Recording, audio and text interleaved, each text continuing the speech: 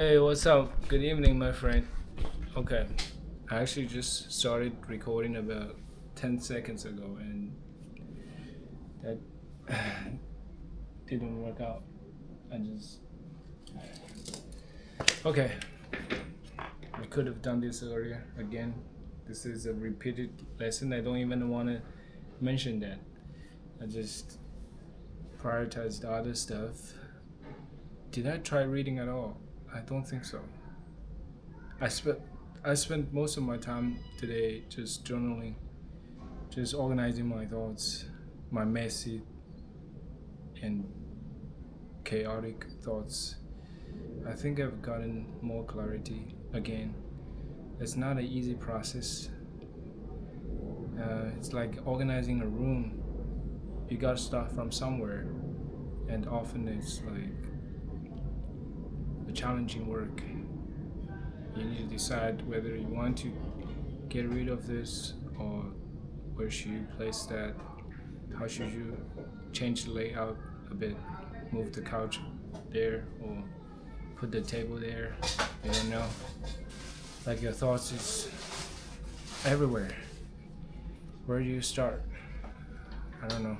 Start from just following your gut feeling. However you feel like at the moment, you start from there. Okay, I want to read this section here. Seeing the big picture. A company facing extinction will normally do whatever it takes to keep itself alive. Anything except increasing marketing costs, of course.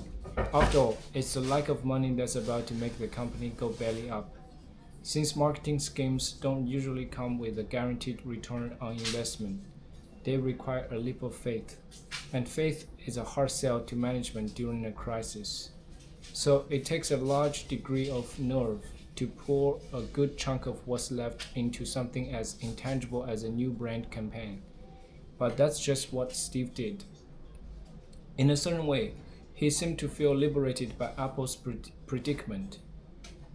He made it clear that Apple couldn't be withdrawing it into a shell at a time like this.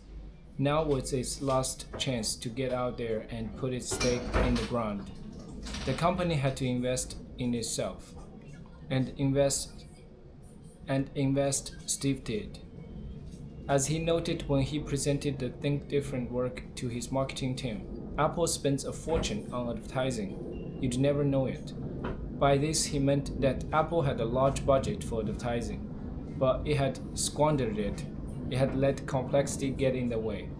Apple was trying to advertise so many products with that budget, it was saying 100 things quietly instead of one thing loudly. Over the course of the next year, I would marvel at how bold simplicity could be. Rather than advertise a variety of products, Steve insisted that there be a single focus for every quarter. That focus would be highlighted on the apple.com homepage and it would be the subject of almost all of the advertising. The effect was impressive. By saying fewer things in more important places, Apple seemed to get more notice than companies like IBM, which had a vastly larger marketing budget. The Think Different campaign was Steve's first big marketing expenditure during his new reign at Apple. Chia's media chief, Monica Carroll, earned his respect by creating a media plan that was as simple and compelling as the images in the campaign. It wasn't cheap, but Steve knew it was right.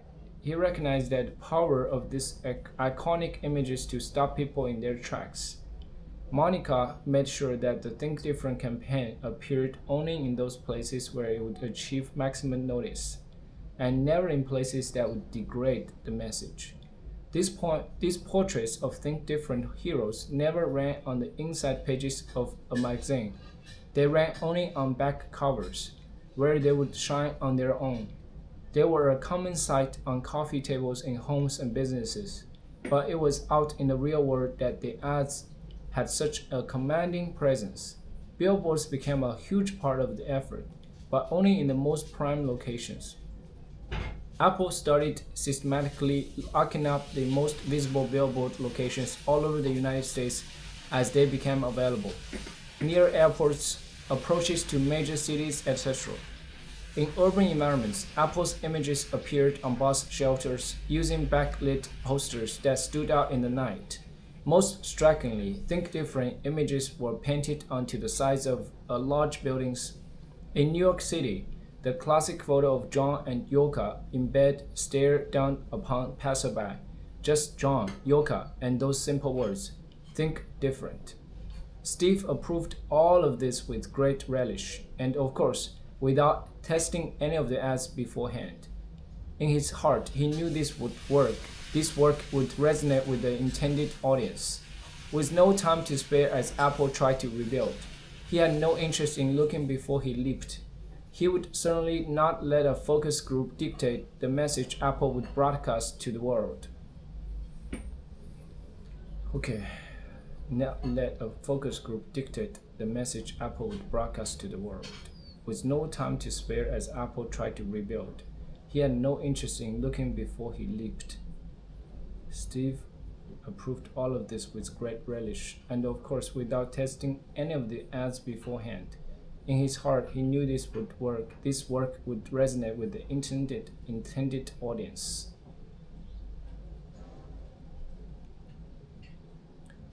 Think different. Okay.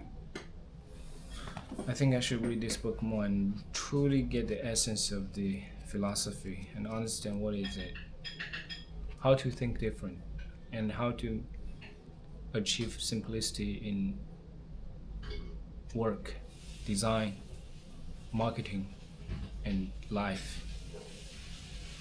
Alright, see you in my next meditation video. 停止录像。